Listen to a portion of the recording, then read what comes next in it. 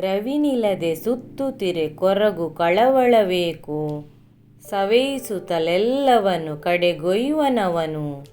ಕವಳಿಸುವುದೆಲ್ಲವನು ಮರೆವು ಬಾಳೊಳ್ ಅದೊಂದು ಶಿವಕೃಪೆಯ ಲಕ್ಷಣವು ಮಂಕುತಿಮ್ಮ.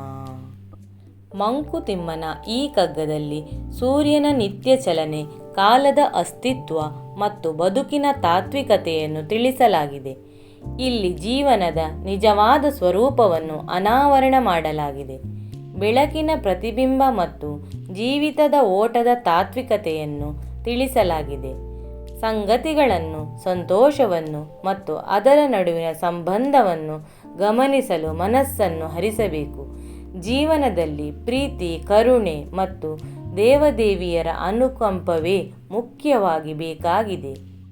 ಈ ಕಗ್ಗದಲ್ಲಿ ಜೀವನದಲ್ಲಿ ಶಾಂತಿ ಮತ್ತು ಆತ್ಮಸಂತೋಷವನ್ನು ಹುಡುಕುವುದು ಮತ್ತು ಜೀವನದ ಪಾಠಗಳನ್ನು ಅರ್ಥ ಮಾಡಿಕೊಳ್ಳುವುದು ಹೇಗೆ ಎಂಬುದರ ಕುರಿತು ಗಂಭೀರವಾದ ಚಿಂತನೆಯತ್ತ ನಮ್ಮನ್ನು ಪ್ರೇರೇಪಿಸುತ್ತದೆ.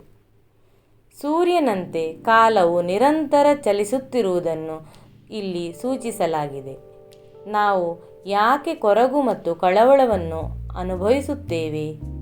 ಇದು ನಮ್ಮ ಬಾಳಿನಲ್ಲಿ ಇರುವ ಅಸ್ತಿತ್ವವನ್ನು ನಿರಂತರವಾಗಿ ಕಾಡುತ್ತದೆ.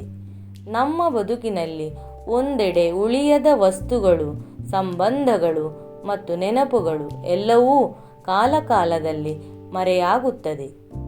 ಈ ಮರೆವು ಹೌದು ಶಿವನ ಕೃಪೆಯ ಲಕ್ಷಣವಾಗಿದೆ.